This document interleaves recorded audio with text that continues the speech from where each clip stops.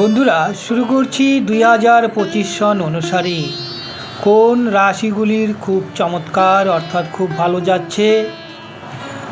তো 2025 সন সংখ্যাতত্ত্ব অনুসারে মঙ্গলের কম্পাঙ্ক মঙ্গল গ্রহকে নির্দেশ করছে তার ভাইব্রেশন। এই বছর সারা বছরটি 2025 সনটি মঙ্গলের ভাইব্রেশন বা কম্পন থাকছে।